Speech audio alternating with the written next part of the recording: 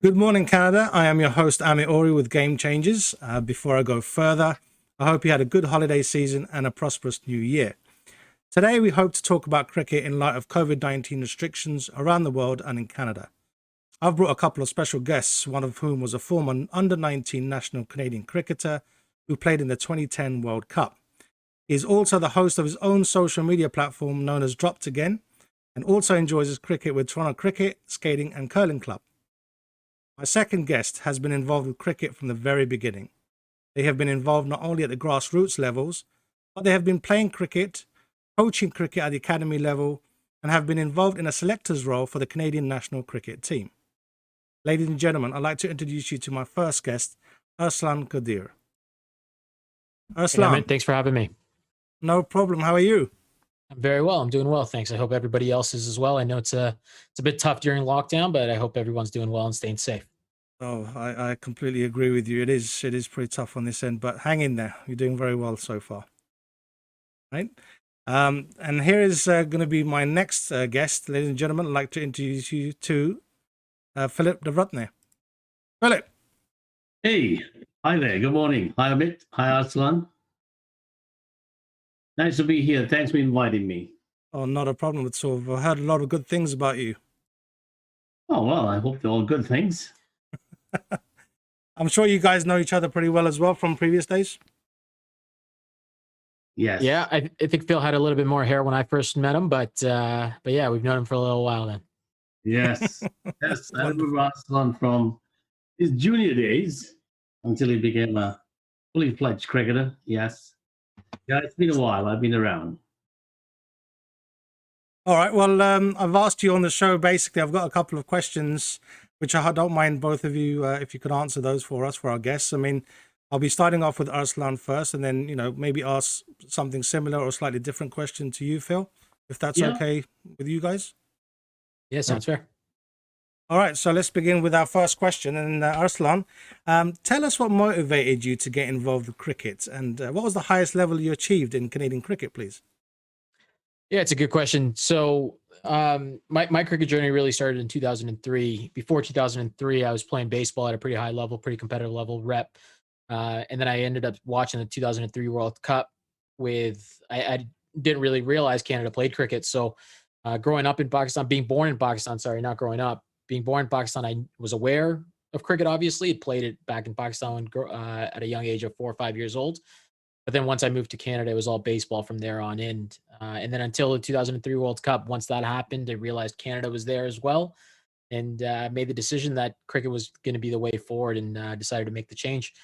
That was in 2003. In 2004, I was first selected for the Canadian under-15 team, and then consequently in 2007 and 2009 for the Canadian under-19 team. We unfortunately missed the World Cup in 2007, which was devastating. But then we're fortunate enough. We had a lot of the same guys that were around for 2009, so we were able to make it to the World Cup in New Zealand, which was a phenomenal experience. I think for any young cricketer to be able to represent your country on the world stage, and at that time we were the first team to beat a test nation, and we beat Zimbabwe in our very first game. Funny enough, I landed that morning at the World Cup at 3 a.m. and had to play a game at 10 a.m. So after a 25-hour journey from Toronto to Christchurch, that was a fun game. Yeah, I'm sure. Right after the World Cup, got back to Canada, and that was my first and only call up to the national squad. Henry Osinde dropped out, and I was called in to play in the 2020 World Cup qualifier in Dubai. Got to debut against Kenya. And unfortunately, in that game, had a lower back injury, which kind of derailed my cricketing career from there on forth. So I was diagnosed with 2 stress fractures in my lower back, and that wasn't a fun ride from there. But everything has a blessing. I was able to meet my wife in 2010 because of it, because I was injured and wasn't playing enough cricket. So thanks to the injury, I'm happily married, I guess. So there you go. No, that's quite a journey. I mean, but one thing that does surprise me, I mean, you took 14 wickets, I think, from the statistics that I saw. 14 wickets in one tournament. I mean, I was thinking, okay, with stats like that, this would have a serious future to go on, despite injuries. I mean, I've been having injuries as well, right, in the past. But why didn't you go forward, or what happened after the fact? Like, how comes your career didn't go forward with Cricket Canada? Yeah, the tournament you're talking about was the 2009 World Cup qualifier. Funny enough, I was suspended for 2 games as well, so I didn't play all the games, and was the leading bowler for the under 19 team at that point. So I was able to take 14 wickets. I think the injury was one reason for sure, where after that I lost a bit of pace. But also within Canada, I think most of your viewers are in Canada, so they'll know a lot of the doctors here and the physicians, they're not as accustomed to cricketing injuries as they are to, say, a rotator cuff tear when it comes to baseball, right? Mine's a lower back stress fracture. If I'm in Australia, I'm in England, I'm in India, I'm in Pakistan, they're aware of what that means and how to go about dealing and recovery. So that was tough. I had 4 out of 5 doctors really tell me I was never going to bowl again, play cricket again, let alone one actually told me I'd probably need a disc replacement by the age of 40. So that's still to be seen. That might still happen. We never know. But the way I went about it was I reached out to doctors all over. So I reached out to a doctor in England, a doctor in Australia, and the doctor in England really her name is Liz Ward, who I will thank till the end of time, because she really helped me with my recovery and got me to a point where I was able to play cricket again. Was never the same because, again, life takes over, right? You start going to school, you start taking university seriously, you start a career, and you just can't put the time and effort that is required to get back to that national stage, especially from a recovering standpoint. But after that World Cup, I mean, it was disappointing for me personally because although I was injured playing for the national team, the recovery was all on my shoulders and on me to figure out. I built a decent relationship with the Canadian doctor at that time, Dr. Giovanni Perry.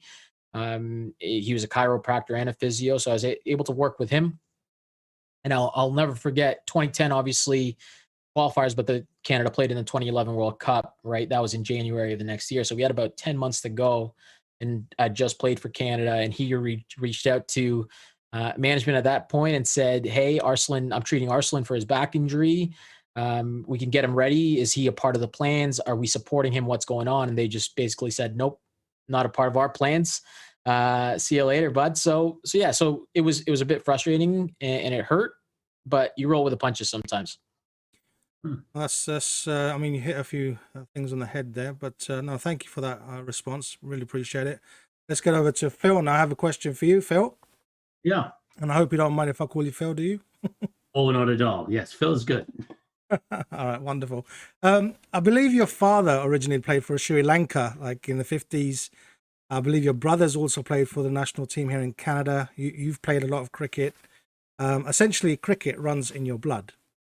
So please tell our viewers, your journey, similar to what Arsalan's gone through, but your journey in Canada as a cricketer, from a player to a coach, and then from a coach to a selector, please.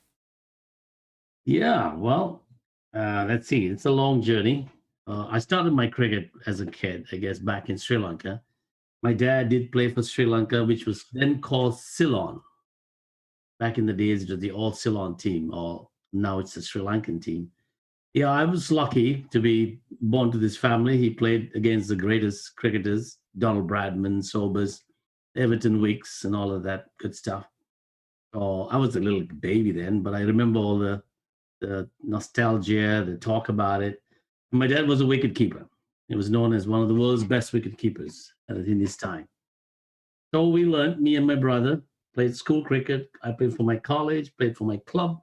My first captain at the highest level was Dulip Mendes. I played with Ashanta Dimel and all those good test players who played for Sri Lanka test team. Came out to Canada, played some cricket with T&D. Yeah, had a good season here, Premier. Played for a few clubs. Yeah, then with Pubudu coming on board, I think somehow I got entangled with Cricket Canada during the time of Ben Shenek. Ben, who was the president, came on board, helped Pubudu with his coaching as an assistant, running around, did some analysis. We just started doing analysis of games, videoing it and analyzing. And then things changed around and they were looking for some new selectors. And one of the criteria was, the minimum criteria was you should have played for a national team or played first class cricket. So I was lucky I played first class 3-day cricket in Sri Lanka. for some of the top clubs, SSC, NCC. Good season there. Yeah, so that's how I came on board. And I also started my own academy and a lot of response, a lot of young cricketers. As we all know, the demographics are changing so much here in Toronto, probably all in Canada. The cricket's becoming a sport that's sought after in many ways. I would agree with you on that one. I mean, Arslan, what do you think about the growth of the sport in general, Canada, so far? Yeah, I think it's been good from like I said, 2003 was a wake up call to everybody, especially young players like myself, that hey, Canada can make it to the big stage.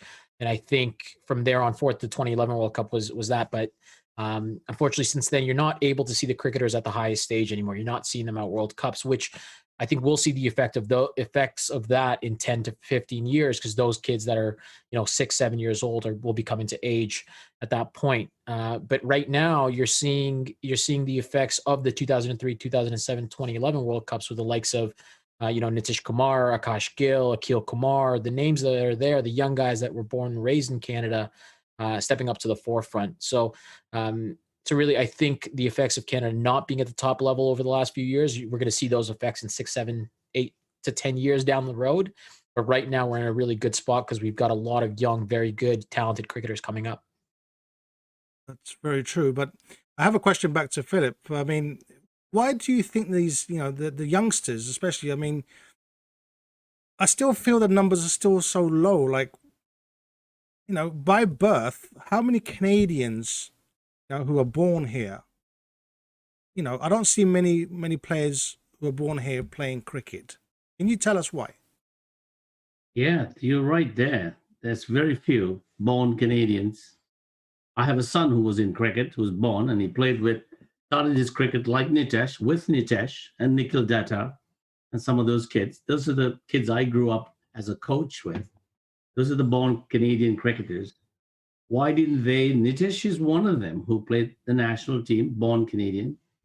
The other junior is Arsalan Khan, he hasn't got a chance to play in the senior level, but he's a formidable cricketer, played under 19, captain, did a lot of good work. I think, Amit, the reason is because of the sort of the process we have and the lack of a pathway. So in my academy, I'm out here in Ajax in the Durham region. I had a lot of non-Asian young kids join my academy and learn cricket for the first time. And you would think that they would move on, but they gave up because the parents don't understand the sport. There's no awareness, there's no education, there's no cricket in schools enough to consume these parents and the interested folks. So, and of course, the born Canadian cricketers who are of Asian or cricketing background, when they get to the point of playing under 19 or under 15, and they are fairly talented cricketers, like Arsalan, talented cricketers, naturally or by being coached, and they love the sport, the system we have in place doesn't recognize them. And the parents immediately say, that's enough. I can name a lot of players like that who have fallen off from the time maybe before Arsalan and after Arsalan. Parents have said, enough's enough. I know you're trying to play for the Canadian team, you're trying to be a national player. No, you're not getting there. And even when it comes to club cricket, to make the top teams, it was very difficult for these youths to make the teams because the seniors kept playing and playing, which is okay. But actually, there's a lack of proper pathways or the leagues not facilitating this properly. We have other issues too. We have lack of grounds, lack of facilities. And being in Canada at the time, we only have a short summer period, 3 months, 4 months the most, if you have a good summer. And that's done. All the facilities are used up. So cricket is growing no matter what. Canadian born kids are keen. And if there's a country that can bring about a good fielder, a kid who can throw the ball, and Arslan is a typical case of it, they know how to catch the ball, they know how to throw the ball already. Right. Today, we are teaching cricketers how to throw the ball right. Baseballers already know it. So How come they're falling apart? Well, we're not picking them. There's no proper scouting. There's no talent search. There's no database where we know where the cream of the crop the kids are. Right. And I mean, you've covered quite a lot actually in some of my other questions I was going to ask you, but let me ask this question then to both of you, and Arsalan can then perhaps respond first. Like, because you've mentioned that there are a lot of youngsters playing in academies, for instance, right, and in local clubs, but Canada have been qualifying for the under-19 World Cup since 2002, right? Right. So there's plenty of talent in Canada, but they disappear after 19. Now, why specifically after that 2019? I mean, sorry, under 19 segment of cricket, where do these kids go, Arslan? What's your opinion? Yeah, and I mean even before 2002, right? I think before 2002, it was an America's team that would go to the World Cup. So the likes of Zubin and Sheesh, those guys were traveling with the America's team versus the Canada national team to the under-19 World Cup. So that goes even before 2002. And I think there's a couple of different reasons. Number one is just player management, right? And there is no pathway. Back in 07 and before 07, there was an under 23 program, Canada program, that was managed by Jeff Thomas. Really started that program, and it was a program where you were able to bring in those players that were on the fringes of the top team over their local clubs, or if they didn't have games, they were able to play for a Canada under 23 squad in the local competition here in Toronto. So that really worked really well, and that's something that I think we've been in discussion on our podcast quite a bit, just about, can we bring that back? Can we have some sort of a format where we can bridge that gap between the national team and the under 19 team? And when you talk about losing players, and I think Phil just mentioned it a little bit earlier, at 19, it's a really interesting age for everybody. It's where you're making a decision on your life. Am I going away for university? Am I staying at home? Do I want to live with my parents or not? Do I want to move out of the house? And I think for a lot of cricketers, that's the point where, if you're not staying at home and staying with your parents, well, you're probably going away to a university where there's nothing really around you. You're not going to get to nets. All you really have is a gym, and you can probably work on your physical fitness, but you're not really working on your cricketing skills. So that's one way you lose players. The second is, if you're, as a national body, somebody who's devoted 3, 4, somebody in my case, and a number of cricketers that were with you from the under 15 all the way through under 19, that's 5 to 6 years of your teenage years, when we would have probably liked to go partying, where we were training at Gazra Sports with the Canadian team, right? So that's a lot of years given to them. And once you're done that World Cup, you get on that flight back, and you don't really hear anything anymore, and that's kind of the end of it, unless, again, you're picked for the national team. So again, player management is key. Somebody that's given time, energy, and effort to representing the country. There has to be a pathway to bridge that between under 19 all the way through to potentially making the national team. I mean, that's going to lead up to another question. But Phil, what do you have to say to the same question? I mean, if you remember it. Yeah. So Arsalan is right on there. We did have an under 23. We had the premier, then we had under 23. So kids talented ones who made the under 19 phase, there was the opportunity to play under 23. But that's gone. That was premier. Now we have more levels: elite, super elite. We had an under 19. So the leagues have tried all mixes back and forth. But all in all, good, talented cricketers have had the opportunity missed. It's about the timing thing too, isn't it? I mean, you're 17, 18, 22, the senior team is still playing. They haven't got a tap on this or to even come for practices with the senior team. I mean, quite recently, I know when I was involved with Mukesh, one of the other coaches, during Pubadu's time too, young players were brought in, tested, but there was no space for them. They were not taken on. They were not sort of nurtured with the seniors. That doesn't happen here. I don't know why. And there's no excuse for saying it's a short 3 months or we have a short summer. There's indoor cricket. There's always ways to keep them involved, and high performance and fitness. There's so much we can do. I feel that it's just the management. Who's involved? Who wants this? Who wants to take control of cricket, either provincially, federally, by a city, by a league? we all have to come in together into one page together and work this top down or bottom up. Yeah, that part is missing. But in terms of cricket and getting popular, cricket is growing. It's growing very much. In the 80s, when I was here, there were hardly any junior academies and teams. And today, we have so many academies, so many indoor facilities, some selling cricket gear. There's so many new cricket grounds like in Brampton and Mavis. There's lots more. So we should be getting better at it. But yeah, it's I know it's not playing a blame game, but it's a question of getting a good, organized bunch of adults who can all come together. We've been there, we've done that. Now it's the time to make Canada great, sort of bring that cricketing in sport to mainstream. Okay, no, thank you for that. I mean, my next question will probably summarize some of what you guys have already said. I mean, apologies if I have. But Arslan, to you, I'm going to ask this. Do you believe that Canada has a correct development system? Like, define correct in your view.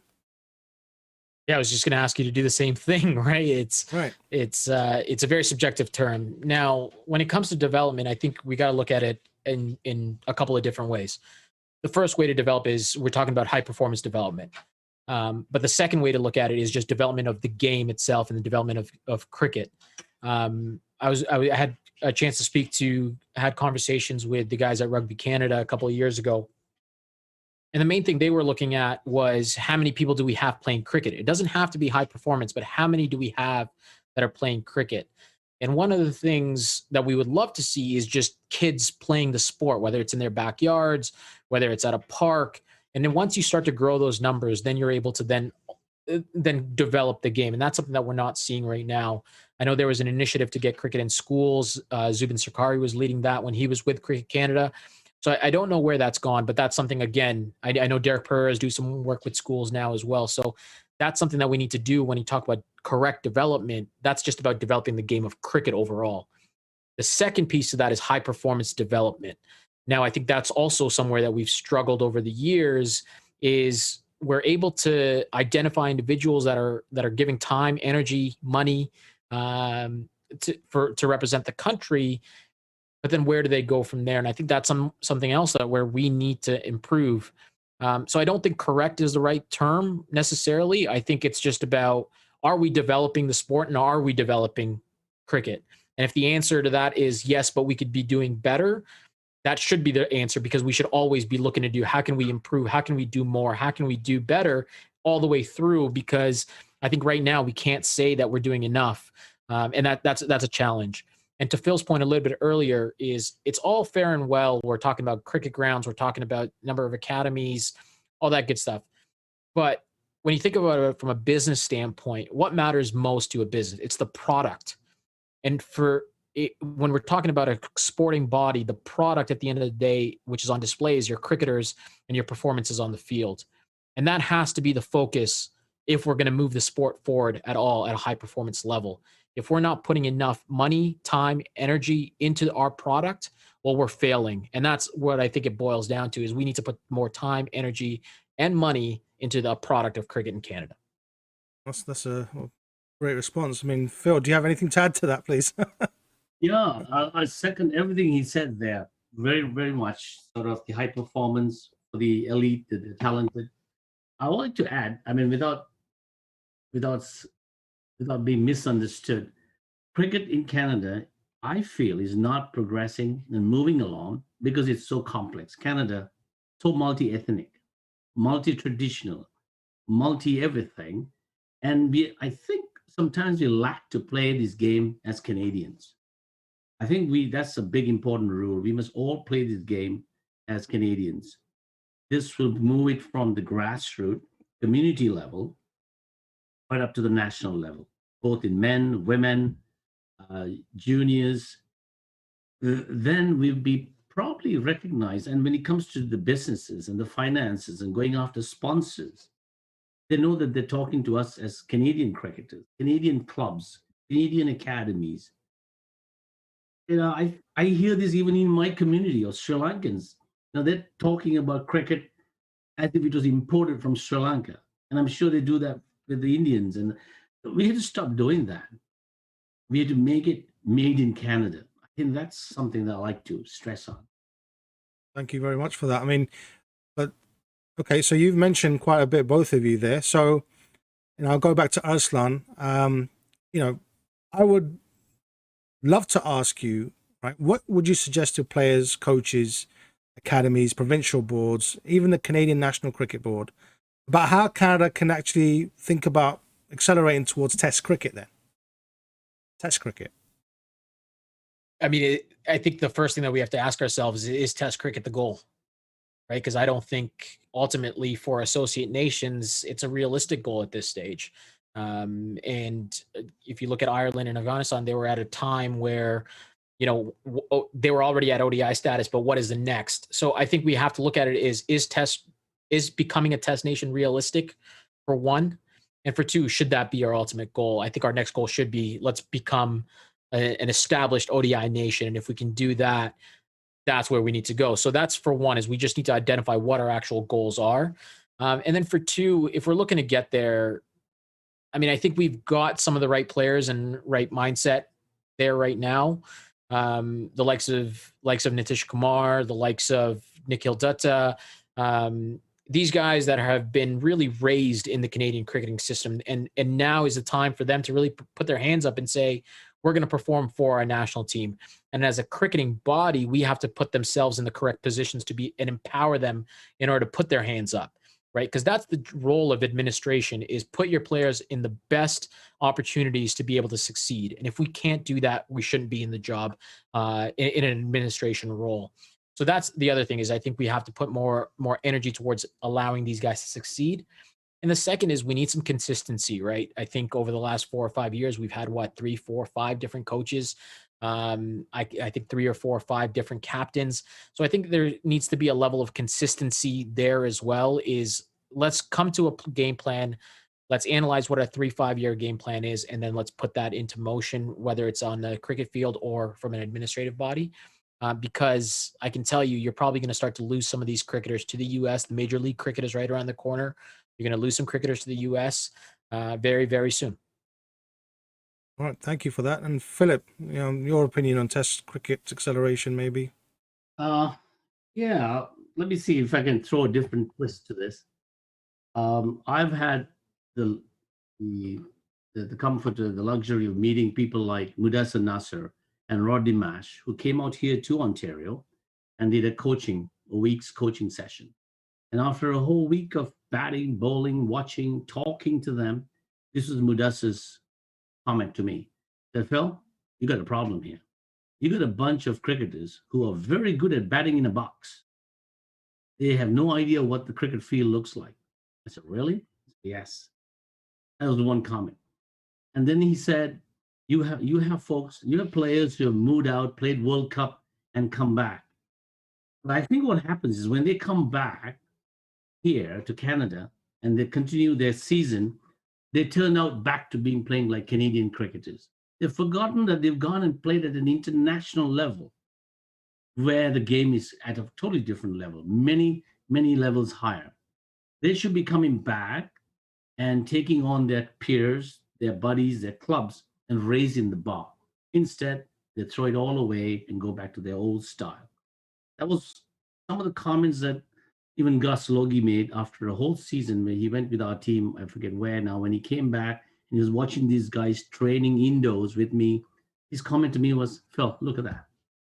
Look at the effort he's putting. I know he's not a national player, but he's waiting to make it. So I think that's something that's lacking here somehow, or even the national players, the senior players who've gone out and played and come back, they don't maintain a standard. There's no need for them to maintain a standard. There's no call for it. There's no threat to their position. So all that constitutes a lowering of the quality of the standard of the game here. And to Arsalan's point, several coaches, different coaches, and they've all been good, but they don't have the support structure. They don't have a coaching team. They don't have the equipment. They don't have the biomechanics to analyze a player, video them, play it back, talk to them. I know during the time of Pubudu is probably one of the best coaches I worked with. The others have been good too, but Puvadu wrote out a long-term plan, how to get to ODI and beyond. That was his goals. He set goals. And to Arsalan's point, goal setting, so important. And it should be in black and white. This is where I want to take Arsalan from his batting. I want him to move him from here to this level. Phil, take him to the batting machine. Give him so many balls today. This stroke, that stroke only. Where's all that? I had never seen that happen with any other coaches. I've been around with all the other coaches. It's just about getting the ball up in the air, taking some catches. So we need some visionaries. We need some good qualified coaches. We need a coaching staff, a good program, a development program written up, ranking of players, taking the top tens from all of Canada, bringing in the top tens, and making it sort of a highlight so other players, juniors, can aspire to, wow, that's where I want to get to. Thank In you for addition that. to that, Sorry. we need facilities, we need good officiators, umpiring. I'm an umpire too, but that's another very sad state we have. We don't have match referee. We Right. need a lot of things to get to that level of, I mean, the talent is there. Arsalan's point, we have the talent, but they need help to move it to the next level. Two players who play inside are Nitesh plays in England. I know Arsalan Khan has moved out. A few other guys like Patan, they've played out and come back to Canada, playing in Australia, New Zealand, and England. And some of the Sri Lankans have played in Sri Lanka and come back. But that's where it stops. Well, I'm sure we'll have future discussions on a lot of these things, but due to the restriction of the session time frame, if I can get to the final and major question for tonight's show, if you don't mind. So this is going to be to Arsalan first. All right. So based on everything that you've said so far, right? Are you satisfied with Canada's performance between 2014 to 2020? If not, why not? And what can be done to fix that, please? I mean, I think that goes without saying that I think if you ask the players themselves, they're not satisfied, and I don't think you should ever be satisfied. I'm not. I've spoken to a lot of the players that were at on my podcast that were on that had made the 3 World Cups, 2003, 2007, and 2011, and they weren't satisfied with their performances at those World Cups. Right? Sorry, which players are you referring to on podcast? Sorry, which players are you referring to? Yeah, so we've got a number. We've got John Davison on the podcast, Ashish Bagai, Zubin Sirkari, Kevin Sandar, Henry Osinde. So they've also, you can never be satisfied with your performance, and making it to even the World Cups. We just had a funny story about Canada being bowled out for 36, right? And it was India got bowled out for 36, and it's just it doesn't mean the same thing, but it hurts just the same, whether it's a test match or a one day for an associate nation. But to go back to your question about are we satisfied? I think you should never be satisfied, for one. And how do we go about improving that? I think was your question, Mike, if I'm correct in saying that. If you feel there is an improvement, yes. Like, what would you do to fix it? Yeah, I think the first thing is there has been a change in 2020, right? There is a new administration in. There is, from what it sounds like, a new coach in. I think that for one thing is, over the years, we've never been able to support a body, right, for a consistent amount of time. And I think this new body, whoever they are, they've got a little bit of a leeway right now, because a lot of people weren't happy and weren't satisfied with the previous body. The change that people have been requesting has been made. Now is a time for action. And now is a time where, you have about a year or two of support, where we need to see some changes, and we need to see that level of cricket improve, and we need to see a plan of action moving forward into what is a 2020 World Cup qualifier and a World Cup qualifier. So that's something that I think I would like to see, is a plan of action on how we're going to become an ODI nation again. And I think the second thing goes back to is an emphasis on consistency. Right? Is right now there is no emphasis on consistency. It's one player in this week and another player out next week, and so forth. So if we can get some sort of consistency, in a framework of what does it look like to be a national player, what do you need to achieve, I mean, there's been individuals that have been selected from divisions that are lower than the top level of cricket in Canada, and so that's where I think it comes in. Is we need some consistency across the board in performances, which administrators can help with, in selection, which goes a long way. And Phil, I know that's something that you've alluded to in the past.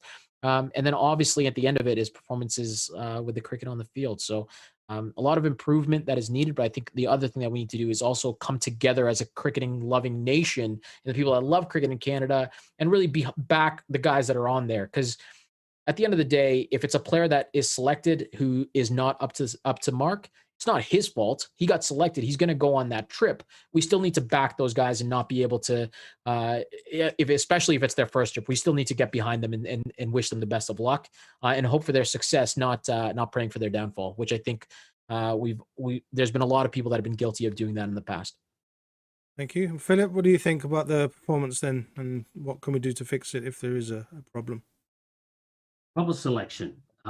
2015, when our team went from Dubai all the way to New Zealand to save our spot in the 2015 or 16 World Cup, the selection and the administration just dropped a whole bunch of the best players we had, just like that. And we had to fight tooth and nail to send them. Nope, they were not sent. So consistency, it's not the players' fault. And we bungled up as an organization and administrators and selectors. We bungled up. Otherwise, we had a good chance to be at ODI status in 2015 when we went to New Zealand and lost everything. We need consistency where players are given the opportunity to perform. If they don't, then go back to the drawing board, work hard, come back. We need consistency in everything, in the technical side of the game, the administration, the support scheme, pretty much. And there's folks who are putting their hands up to come and help, sometimes as volunteers to help out. But I think that the door's got to be open. Fair enough. Fair point. I mean, thank you very much for your time, gentlemen. I mean, do you have a few moments for a quick rapid fire questions if I can have some fun with you? Sure. Yeah, I want to start with Arsalan then. All right. So what's your favorite sport other than cricket? I'm a bit of a sport nut. So I mentioned I played baseball pretty competitively, love basketball, love golf. I'll even watch curling every now and then. So outside of cricket, cricket's number one, and then everything else kind of falls number two. And I'm just a cricket sports nut. Perfect. And favorite diet? Favorite is in like favorite cuisine, favorite type of food. Is that the it's question? It's up to you how you want to answer that. It's up to you. Yeah, I wouldn't say I have a good diet anymore. I hope that I did one day, or I wish that I did one day, or wish that I do one day. I think that's what I'm getting at. But favorite cuisine, it's anything from Thai. Thai is probably my favorite, and then I don't mind a good steak every now and then. Okay. And favorite Canadian player, senior and national, could be from the past, could be now. No, both. Which one? Yeah, this is a pretty easy personal one for me. But my favorite cricketer is Nitish Kumar, hands down. Okay. And what about youngster? Any youngsters? Yeah, I've got a few youngsters that I think we should be looking out for. And as a fast bowler myself, they're all fast bowlers. So, and a bit biased because they're all from the cricket club, but Rishabh Joshi, Matthew C. Prasad, and Ayush Verma, I think are three very, very, very talented young quicks, and they'll be ones to look out for moving forward. Great, thank you. And Phil, what's your favorite sport other than cricket? Other than cricket, living in Canada, I play squash. I play a lot of squash. I'm a squash coach as well. But otherwise, I'm a soccer, rugby, tennis, all the above. Okay, fair enough. What about your diet, sir? What's the favorite cuisine diet? Diet, I've changed that line. As long as you eat something that gives us the 9 essential amino acids. Amino acids, that's the protein. All right, is that your final answer, is it? That's my final answer. Okay, all right. And favorite movie? Movie? Wow. Jeez, I'm going to say Cassandra Crossing. You wouldn't even remember that one. No, I don't. And favorite Canadian cricket player, past, present, senior, and junior? Well, for seniors, I've been mingling with a few of them, and I've come across some and played with some. Umar Bhatti is one of them. I still watch him play. He still moves that ball. And being a wicket keeper, will stump any batsman any day with a bowler like that. But then there was another good cricketer, Hiral Patel. I don't know what happened to him. He was suddenly gone. It's not his fault. I know that. And we had another good cricketer who came from Sri Lanka, Dhanuka Patirana. Very senior, talented, aggressive player. Couldn't use him. For youngsters, Arsalan Khan. I've seen him from his baby days in the nets. And still, I'm waiting for him to get into the team. He's ready. As a selector, I pushed hard, but didn't work.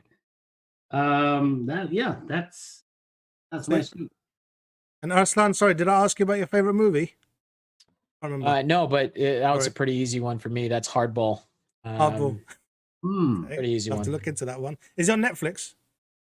I don't know, but I shed a tear every single time I watch it. So, so yeah, All right. get Fair ready. enough. Well, listen, guys, really I will say appreciate- this: just Oh, go ahead. one other player. I named the three Pacers, but one other player is Darshal Patel from a spin standpoint as well. I think he's going to be. Tom Moody saw him in the Nets the last G20, and he said, if there's a better left arm spinner in Canada, I'd love to see him. So Darshal Patel from the Cricket Club as well. That's another one to look out for. Right. Well, thank you very much again for all your effort. Time for being on the show this morning as well. And best of luck to both of you. And I'm sure we'll touch base in the future. Thank you. Right. Thanks Thank for you very having me. much. You're welcome. Take care. Thank you. Bye. Ladies and gentlemen, Game Changers is an open social platform for the public to be aware of past, present, and future events. It's also about learning from others who join us as guests and listening to what they have to say. Anyone would like to share or state their opinions or discuss any issues as a guest, please feel free to get in touch with me. Thank you for tuning in. Have a great day.